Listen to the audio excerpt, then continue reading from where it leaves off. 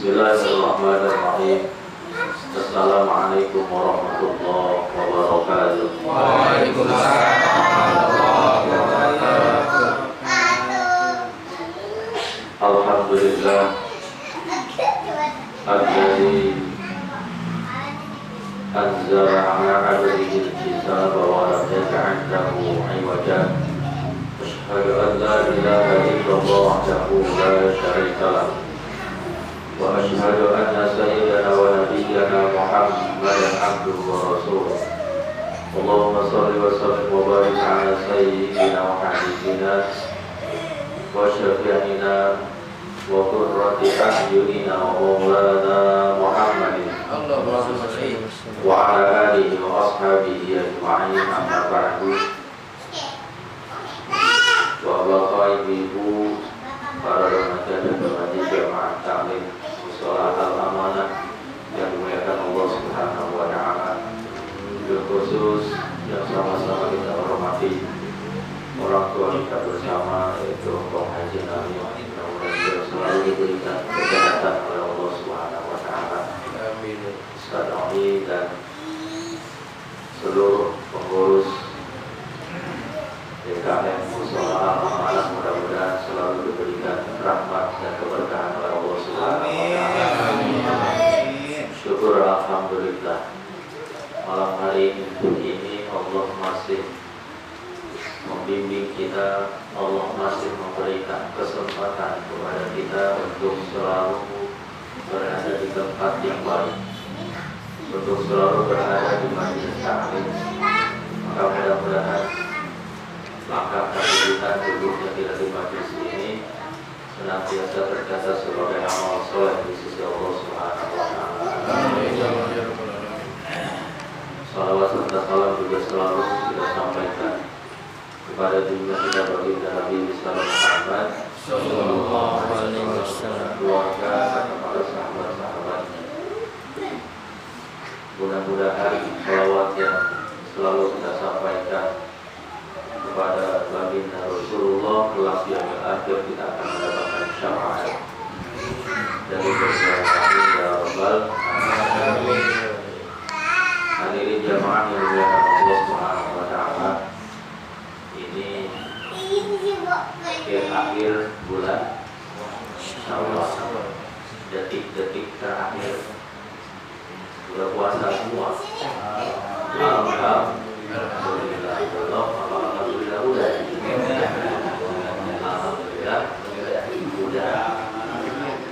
Meskipun cuma satu hari. Alhamdulillah, jangan sampai gagal ngerasain. Saya pernah bilang, jangan sampai nanti ketika ditanya sama Rasulullah, pernah puasa sahur enggak? Enggak, wahai Rasulullah. Boleh sama-sama. Jangan ikut takut, begini takutnya. Pernah sholat sunnah atau enggak? Enggak, wahai Rasulullah. Kagak aku lagi main. Maka meskipun sedikit, ketika ditanya sama Rasulullah nanti jawabnya apa? Pernah, meskipun satu kali. Sholat tasbih pernah, meskipun satu kali. Jadi perkara-perkara sunnah itu jangan dianggap sepele. Karena dari kejayaan, kesejahteraan, kesuksesan terletak pada pengamalan agama yang sempurna. Di balik amalan-amalan sunnah, ini amalan-amalan sunnah ini yang melakukan bukan saya, bukan. Mencontoh siapa? Rasulullah. Kalau yang dicontoh oleh Rasulullah kemudian kita teladani, kita ikuti, sangat-sangat baik manfaatnya untuk kita sendiri. Maka mudah-mudahan kita semua mampu mendaya fungsikan seluruh anggota tubuh kita semata-mata hanya untuk ibadah kepada Allah. Sering berulang-ulang ya, kita pergi bekerja, bagaimana kerja kita biar jadi nilai ibadah. Kita ngomong, hati-hati jangan sampai ngomong kita jadi dosa, bukan punya nilai ibadah. Harusnya kita berbicara, ngomong, harusnya omongan kita itu punya nilai ibadah. Dan kita hidup sementara di dunia ini cuma untuk mencari ladang amal soleh. Belum sampai ajalnya meninggal dunia, nah itulah yang akan dibawa. Seluruhnya akan ditinggalkan oleh kita kecuali amal. Nanti di alam kubur yang gelap gulita, amal soleh kita yang akan menemani. Wanginya, harumnya luar biasa, gantengnya, cantiknya luar biasa. Siapa kamu? Aku adalah amal soleh kamu. Itu yang menemani kita. Tapi lihat kalau amal buruk yang menemani kita, udara di dalam barzah itu baunya naudzubillah. Orang yang datang menemani kita bukannya ganteng, bukannya cantik, tapi serem banget. Mau kayak begitu? Masih mau maksiat kepada Allah? Naudzubillah.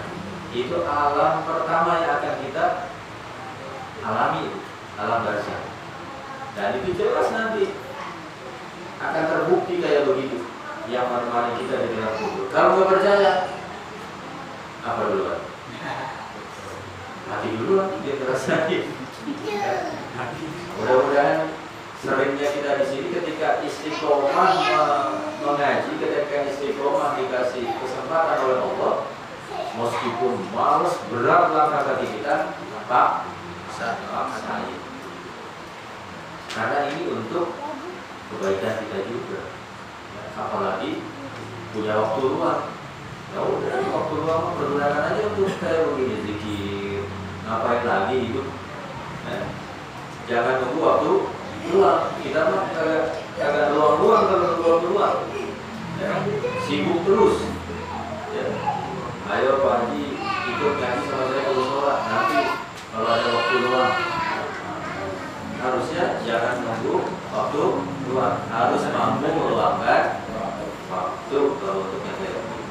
Untuk hal-hal yang kaitannya dengan akhirat harus punya dan mampu meluangkan waktu. Hadis jamaah alim yang dimuliakan Allah Subhanahu wa taala, ta'lim kita sudah sampai kepada fadilah kalimat la ilaha illallah. Maka bersama-sama mari kita lanjutkan taklim ini. Mudah-mudahan Allah Subhanahu wa taala memberikan ilmu yang bermanfaat untuk kita. Kemarin kita sudah sampai kepada wa fi nuskhatin li hadzal kitabi wa qala la ilaha illallah ismi wa man dakhala ismi amina min adzabillah. Dan di dalam naskah lain kitab ini disebutkan dengan kalimat wa qala sallallahu alaihi wasallam, telah bersabda Nabi sallallahu alaihi wasallam,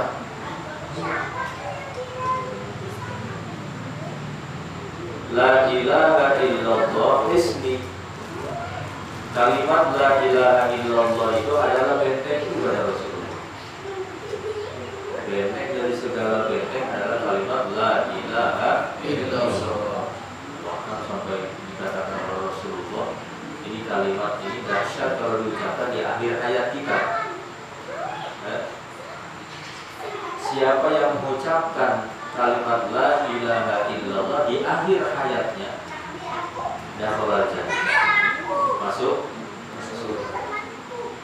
Tapi susah, tapi sulit sekali. 1001 yang mampu mengucapkan kalimat la ilaha illallah. Makanya disunahkan pula oleh Rasulullah SAW ketika orang yang akan sakaratul maut itu bacain apa? Talqin di telinganya dengan mengucapkan kalimat la ilaha illallah. Langsung kalimatnya yang diajarkan.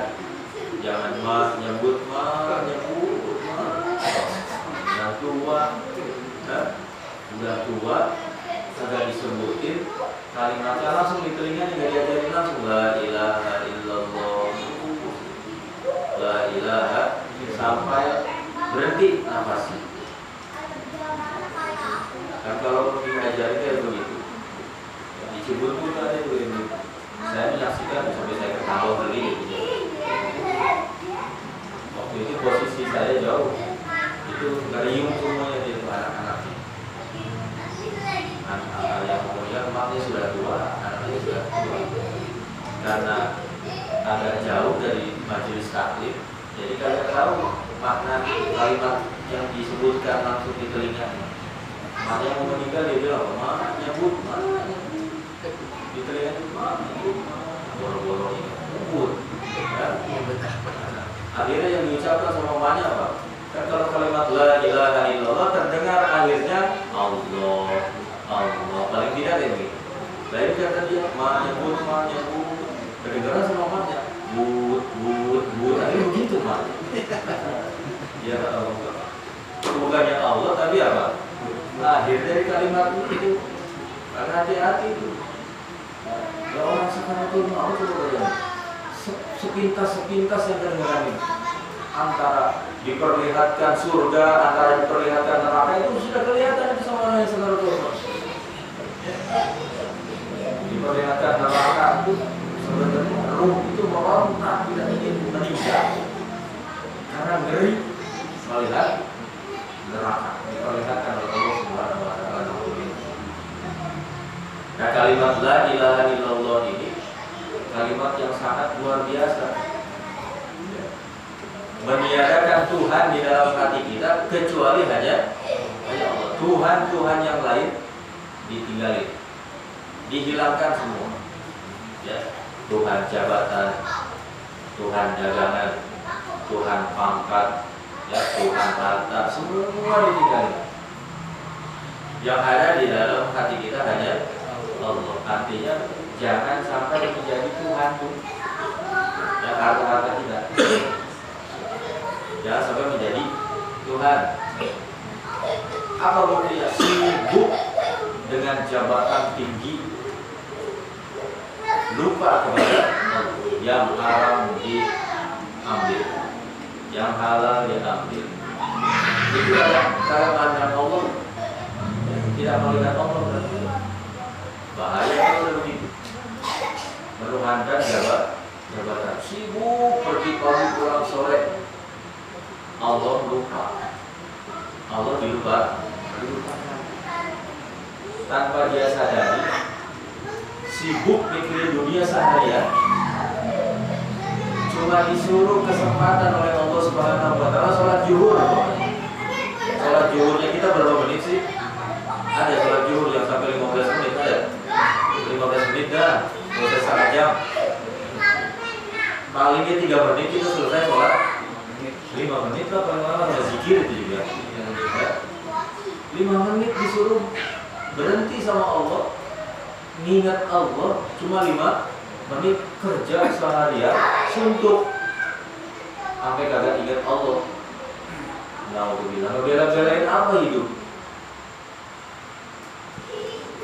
Sedangkan hidup di dunia tadi sementara. Kalau sehari-hari sibuk cuma mikirin dunia lalu lupa kepada Allah, apa yang bakal dibawa? Justru dunia itu yang menjadi jembatan kita menuju Allah harusnya.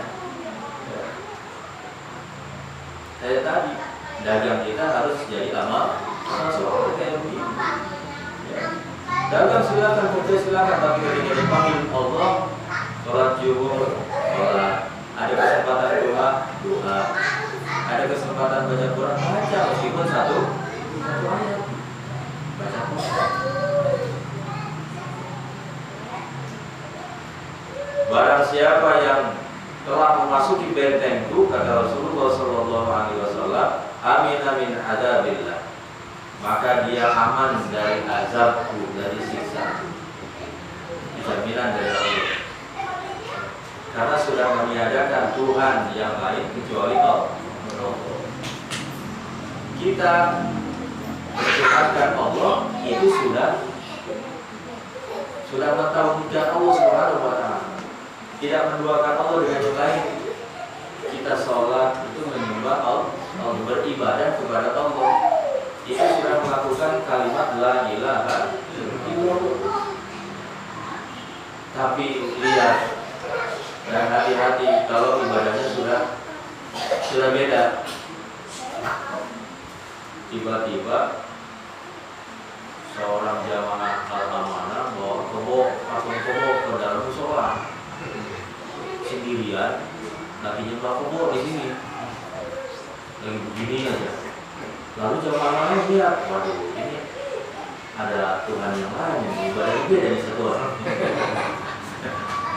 Nah itu hati-hati ya, kalau sudah kayak begini. Sampai kemarin saya dengar anak murid saya di SMA, lulusan SMA itu ada yang masuk Kristen, sampai sedih saya di Bandung. Memang ketika sekolah itu dia sudah yakin tidak punya bapak, ibunya labil mendidiknya.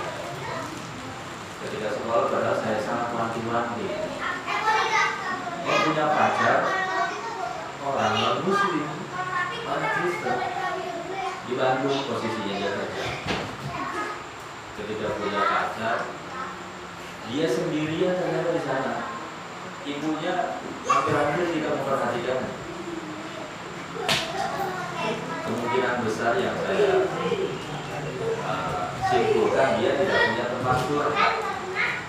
Jadi dapat pacar, mungkin dia nyaman curhat. Akhirnya sampai rela ketika diajak nikah sama temannya itu masuk Kristen. Saya sampai kepikiran semalaman, nggak habis pikir. Jadi ada murid saya lulusan SMA Islam masuk Kristen.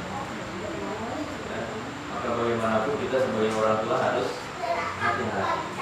Dasar yang mengingatkan anak kita, pendidikan untuk anak kita adalah orang tua. Karena kita,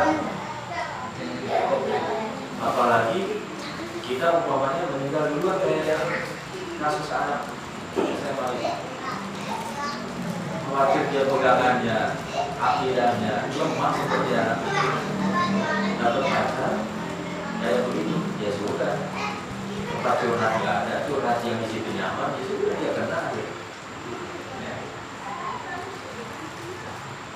Padahal teman-teman ini selalu komunikasi.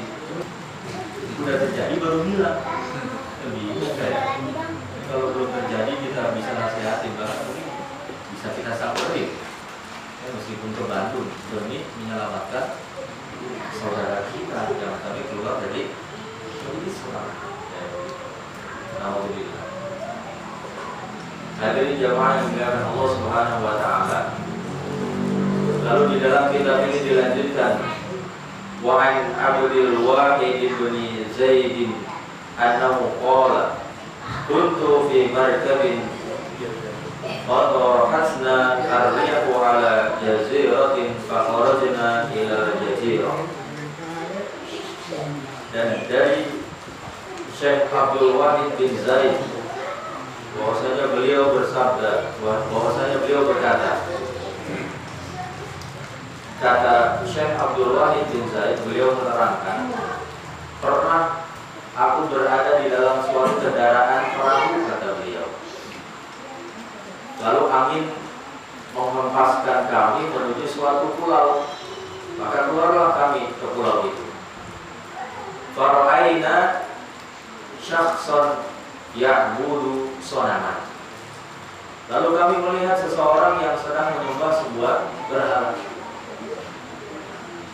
Faqulna lahu ta'budu hadha as-sanama wa fina man yasna'u mislahu. Lalu kami berkata kepada orang itu, engkau menyembah berhala ini, padahal di antara kami itu terdapat orang yang membuat berhala seperti ini. Artinya orang yang berada bersama kami sudah sadar, sudah insya Allah menurut agama Allah tidak menyembah berhala. Lalu orang itu berkata, antum wa man ta'budun, siapa yang kalian sembah? Lalu kami berkata, na'budu ilahan fis sama'i arshuhu wa fil ardi basushuhu wa fil bahri sabiluhu. Kami ini menyembah Tuhan yang arasnya ada di langit, dan pemaksaan kehendaknya itu sebagai ketetapan di bumi dan jalannya ada di lautan. Jadi Allah Subhanahu wa ta'ala yang kami sembah. Lalu orang itu berkata, man a'lamakum bihi. Lalu siapa yang mengajarkan kalian mengenal hal itu? Artinya mengenal Allah Subhanahu wa ta'ala. Qulna arsala ilaina rasulan. Lalu kami berkata, dialah Allah yang mengutus kepada kami seorang rasul. Ya, setiap umat itu diutus para rasul Allah Subhanahu wa ta'ala, para utusan Allah. Dari mulai Nabi Adam. Lalu kami berkata, dialah Allah yang mengutus kepada kami seorang rasul. Lalu orang itu berkata, ma fa'ala bir rasul. Apa yang dia perbuat dengan rasul itu? Maksudnya Allah perintahkan apa rasul-rasul itu? Lalu kami berkata, qabatahul maliku ilaihi. Seorang malaikat telah mencabut ruhnya kembali kepadanya. Artinya putusan Allah Subhanahu wa ta'ala, seorang malaikat ditugaskan oleh Allah Subhanahu wa ta'ala mencabut ruh seseorang kembali kepada Allah. Lalu orang itu berkata, fahal turika indakum min alamatin. Apakah ditinggalkan suatu tanda di sisi kalian tentang hal itu? Qulna na'am kitabul maliki. Ya. Kami berkata, yang ditinggalkan oleh Allah Subhanahu wa ta'ala kepada kami adalah kitab Al-Malik, kitabnya Allah Subhanahu wa ta'ala, yakni Al-Quran. Lalu orang itu berkata lagi, al-indakum minhu syai'un. Apakah di sisi kalian terdapat suatu kitab tersebut? Apakah ada kitabnya? Dia nanya kayak gitu. Lalu langsung oleh Syekh Abdul Wahid bin Zaid, beliau mengatakan, fasyara'na naqra'u alaihi surat ar-Rahman faman zala yabki hatta khatamtu. Lalu kami mulai membacakan kepadanya surat Ar-Rahman. Maka tidak henti-hentinya dia menangis hingga aku menyelesaikan pembacaan surat Ar-Rahman itu. Kemudian dia berkata, qala ma yanbaghi ayyub sahibu hadzal kalam. Tidak sepatutnya didurhakai zat pemilik firman ini. Jadi ketika dibacakan surat Ar-Rahman, terenyuh hatinya betapa indahnya kalimat Al-Quran ini dan makna dari Al-Quran itu. Ar-Rahman, Allah yang Maha Rahman. Dijelaskan tuh, ya, artinya bukan membaca saja tuh Syekh Malik itu, Syekh Abdul Wahid itu. Allah yang Maha Rahman, yang Maha kasih sayang kepada manusia. Sampai dia berkata, tidak sepatutnya didurhakai zat pemilik firman ini. Summa aradna alaihi al-islam fa aslama wa amalnahu ma'ana bis-sabina. Kemudian kami membeberkan perihal Islam kepadanya, menjelaskan tentang Islam kepadanya, maka dia pun masuk Islam, dan kami membawanya bersama kami ke dalam perahu. Masuk bersama kami ke dalam perahu. Setelah dia masuk Islam, asbab dia mendengar bacaan surat Al-Rahman. Falamma junna al-lailu wa sallaina al-isya'a akhadna madajana lin-naum. Lalu tatkala berangsur gelap malam dan kami sholat isya, Kami menyiapkan tempat pembaringan kami untuk tidur. Kami menyiapkan tempat tidur untuk tidur kami bersama. Lalu dia berkata kepada kami, Hadzal ilahul ladzi dallaltumuni alaihi yanam. Tuhan ini yang kalian telah memberi bukti tentang ketuhanannya kepada Zat yang maha hidup lagi berdiri sendiri dan tidak pernah tidur. Lalu orang itu berkata, Bi'sal abidu antum tanamuna wa maulakum la yanam. Apa yang dia katakan? Sejelek-jelek para hamba itu adalah kalian.